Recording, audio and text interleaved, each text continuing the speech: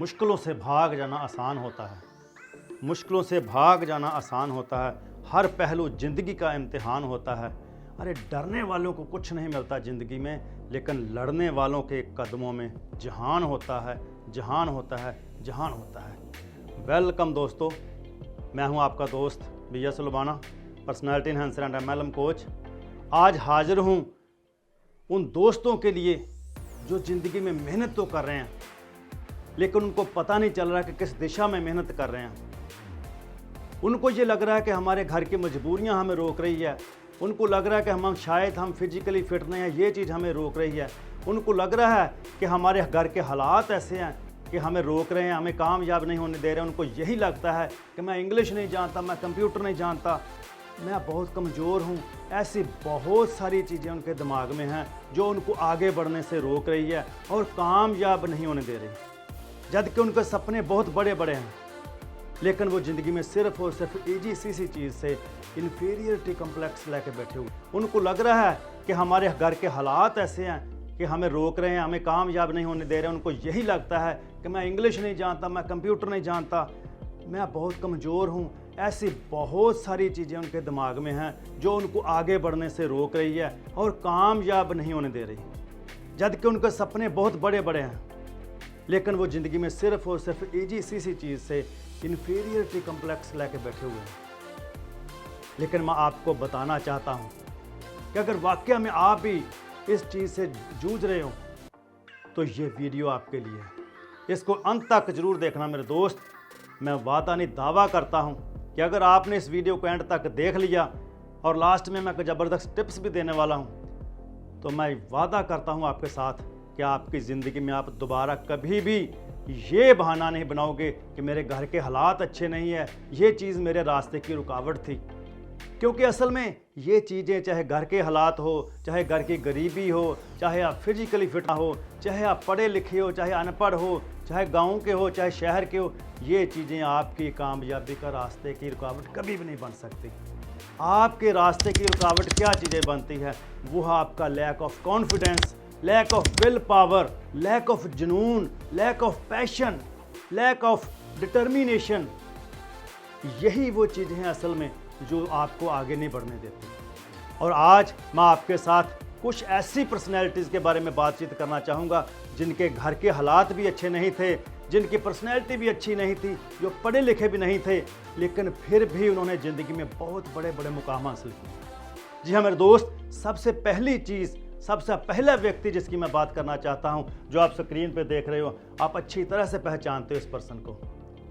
यही वो पर्सन है जिसके अगर बचपन की बात करूं तो बचपन में इसके फादर एक गरीब परिवार में पैदा हुए। फादर नावक का काम करते थे, यात्रियों को तीर्थ यात्रा करवाते थे रामेश्वरम की।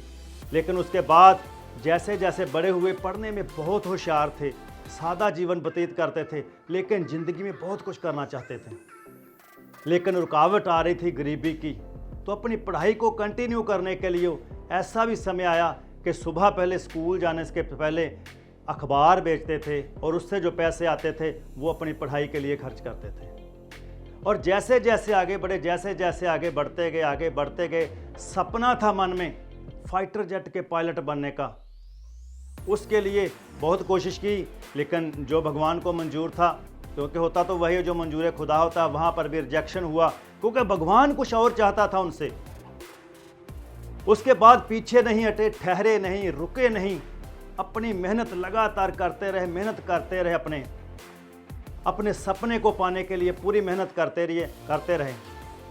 लेकिन ऐसा समय आया जब उनको एक मिसाइल मैन का खिताब मिला, और एक नहीं 5 मिसाइलें उनके नाम हुई। पृथ्वी मिसाइल, आकाश मिसाइल, त्रिशूल मिसाइल, नाग मिसाइल, ऐसी 5 मिसाइलें उनके नाम पर हुई। इसके अलावा देश के लिए बहुत कुछ, चाहे पोखरण धमाका हो, उसमें बहुत बड़ा योगदान था। और ऐसे करते करते इतनी मेहनत की कि आज हम सभी के जिसके फेवरेट, सबसे फेवरेट अगर राष्ट्रपति माने तो वो है श्री अब्दुल कलाम जी।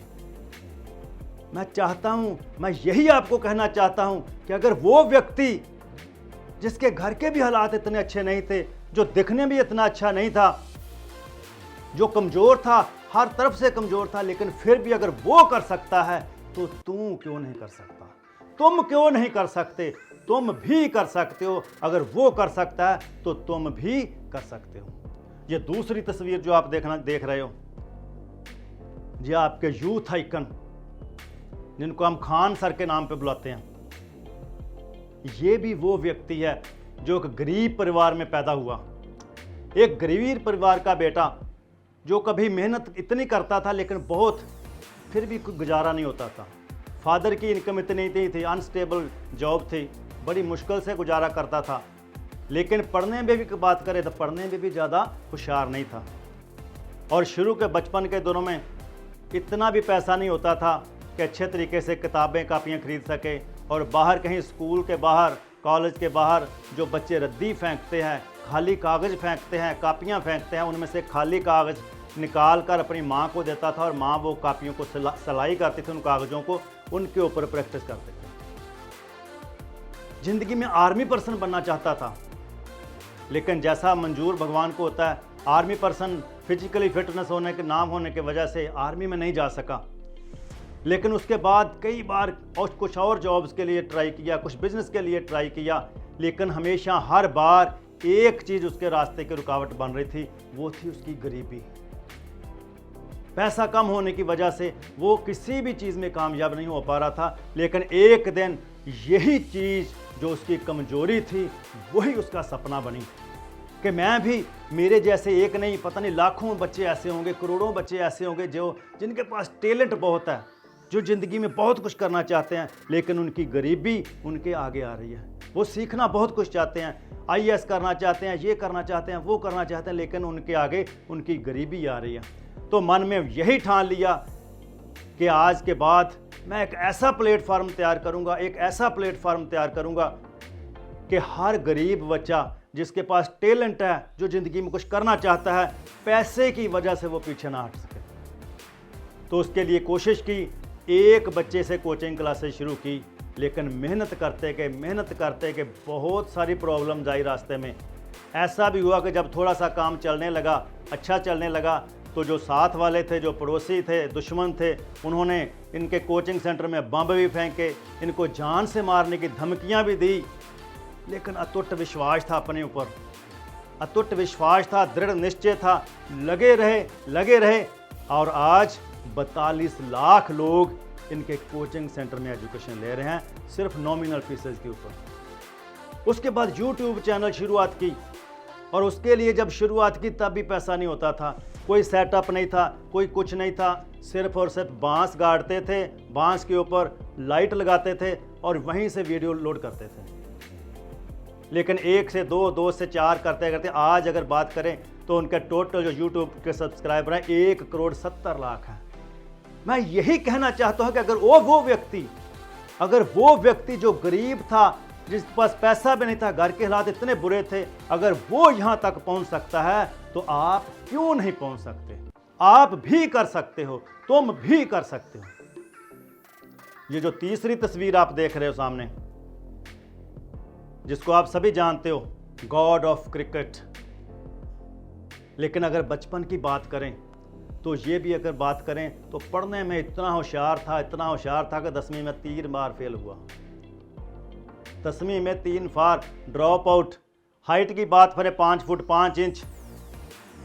और घर वाले भी टेंशन लेते थे, फिक्र करते थे कि ये लड़का क्या करेगा। एक तो इसकी हाइट बहुत कम है और दूसरा पढ़ने में भी इतना लायक नहीं है, तो इसकी ज़िंदगी में क्या होगा। लेकिन उस बच्चे ने प्रूव करके दिखा दिया अपनी मेहनत के बलबूते।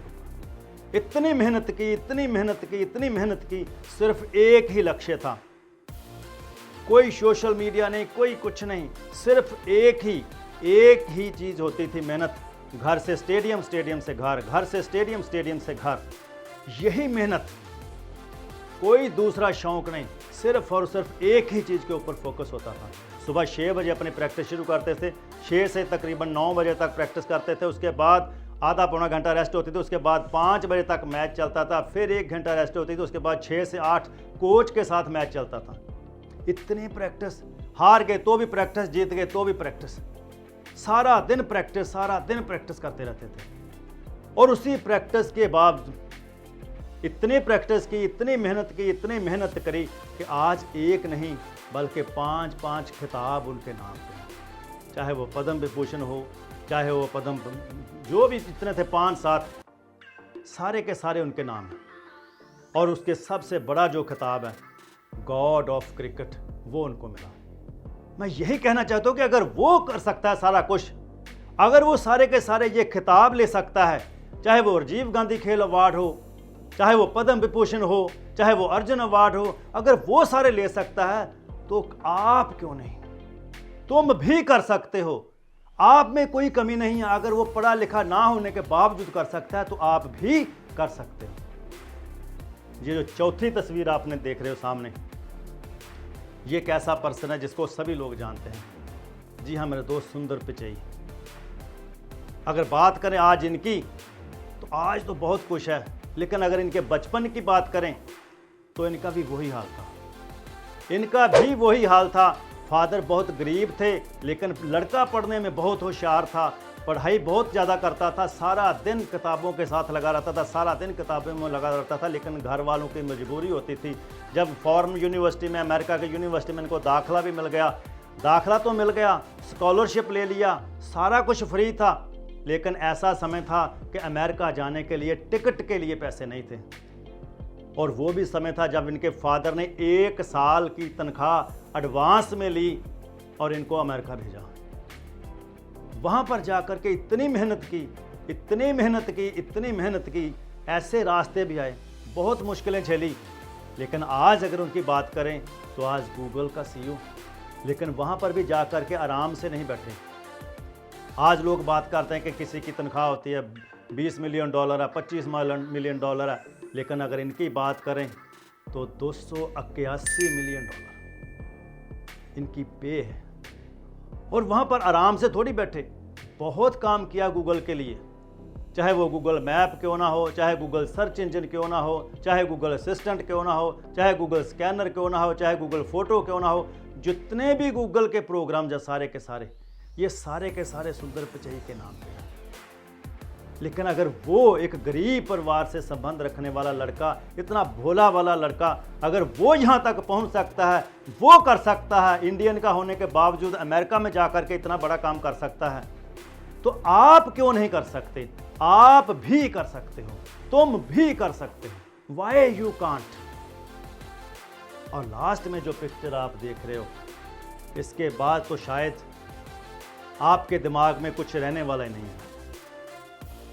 इसके बाद तो आपके दिमाग में कोई टेंशन वाली बात रहेगी नहीं। आपके सब झंझट निकल जाएंगे कि अगर ये वाला लड़का जिसके ना तो हाथ है ना टांगे हैं, फिर भी एक ऐसा बच्चा जब जन्म लेता है, तो जब नर्स उसकी माँ के पास लेके जाती है तो माँ की चीखें निकल जाती है कि मैंने ऐसे बच्चे को जन्म दिया। माँ गोद में खिलाने से मना कर रही है, लेकिन फिर फादर ने समझाया कि शायद भगवान का कोई अलग प्रोग्राम होगा, भगवान ने किसी खास मकसद के लिए उसको भेजा होगा। आप सोच सकते हो कि ऐसे बच्चे को कैसा पाला होगा। उसके बाद जब वो बच्चा बाहर निकला, स्कूल में जाने की कोशिश की, स्कूल में गया पढ़ाई करने के लिए, तो आप सोच सकते हो कि कितना लोगों ने टॉर्चर किया होगा, बच्चों ने कितना टॉर्चर किया होगा। और इतना टॉर्चर हुआ कि जब 10 साल की एज थी तो इसने सुइसाइड करने की कोशिश की, पानी में छलांग लगा करके अपनी जान ख़त्म करने की कोशिश की, लेकिन by the grace of God फिर बचा लिया गया। और उसके बाद परिवार ने इतना प्यार दिया, इतना परिवार दिया कि उसके बाद जब 17 साल का था तो इसको एक टीचर ने इसको मोटिवेट कर दिया। एक टीचर की मोटिवेशन मिली कि निक आप बहुत बड़ा काम कर सकते हो, आप लोगों के लिए एक बहुत बड़ा पैशन का काम कर सकते हो, एक मोटिवेशन का काम कर सकते हो, लोगों के लिए आइडियल बन सकते हो, तो क्यों ना आप मोटिवेशन स्पीकर का काम करो। तो यहाँ से वो सपना लिया कि वाकई में मैं ये चीज़ करूँगा। और उसके लिए ये नहीं कि उसके रास्ते में रुकावटें नहीं आई, बहुत सारी रुकावटें आई, क्योंकि उसके लिए तो है ही सारी की सारी रुकावटें थी, लेकिन उसने अपना सफ़र कभी रास्ते में नहीं छोड़ा, सफ़र को छोड़ा नहीं, बहाने नहीं बनाए। बहाने तो बहुत थे कि मेरे साथ मेरे पास टांगे नहीं हैं, मेरे हाथ नहीं, मैं कैसे काम करूं। लेकिन सारा काम आज वही लड़का, चाहे टाइपिंग का काम हो वो भी कर लेता है, चाहे स्विमिंग का काम हो वो कर लेता है, शादी भी हो चुकी है, 4 बच्चे भी है और आज 2-2 कंपनियों का मालिक है, 2-2 कंपनियों का मालिक है। एटीट्यूड इज एटीट्यूड, एक ये कंपनी है और दूसरी कंपनी लाइफ विदाउट लिम्स, दोनों कंपनियों का मालिक है। अगर वो कर सकता है ये सारा कुछ, इतनी बड़ी प्रॉब्लम होने के बावजूद आप इमेजिन नहीं कर सकते कि जिसके हाथ नहीं है, पाँव नहीं है, वो इतना कुछ कर रहा है, वो फिर भी ज़िंदगी को हरा रहा है। तो यार हमको तो भगवान ने सब कुछ दिया, फिर भी हम छोटे छोटे बहाने बना करके बैठ जाते हैं कि मेरे से नहीं होगा, मैं नहीं कर सकता, मेरे घर के हालात अच्छे नहीं है, मेरे माँ बाप मेरा साथ नहीं देते, मेरे रिश्तेदार मेरा साथ नहीं देते, मेरे घर वाले मेरा साथ नहीं देते, मेरी सोसाइटी मेरा साथ नहीं देती, मैं फिजिकली फिट नहीं हूँ। आप फिर भी इतने बड़े बड़े बहाने मार के बैठ जाते हो। लेकिन मेरे दोस्त, अगर कामयाब होना है तो आपको अपने अंदर से वो चीज़ जगाना पड़ेगा उस इंसान को कि अगर ये व्यक्ति कर सकते हैं तो वाई आई कांट, मैं क्यों नहीं कर सकता, और मैं भी करके दिखाऊंगा। और जो मैंने टिप्स की बात करी थी, मैं एक चीज़ आपको ज़रूर कहना चाहूँगा कि अगर ज़िंदगी में कोई भी कामयाबी का सफ़र शुरुआत करते हो तो सबसे पहली अपना रास्ता चूज़ करने के लिए अपने दिल से एक बार ज़रूर पूछना कि जिस काम के लिए आप शुरू करना जा रहे हो, जिस काम को, क्या वो दिल करना चाहता है, क्या वो आपका ड्रीम है, क्या वो आपका सपना है, क्या आप उस चीज़ के लिए टैलेंट है, क्या आप अंदर से पैशनेट हो उस चीज़ के लिए। अगर अंदर से हाँ की जवाब आती है तो फिर अपने सफ़र की शुरुआत पूरे ज़ोर शोर से हिम्मत के साथ करो। पहले लेकिन अपने आप को पहचानने की ज़रूरत है, पहचानो ज़रूर अपने आप को, अपने टैलेंट को ज़रूर पहचानो, और उसके लिए जब शुरुआत हो जाती है तो फिर कभी पीछे मत हटना।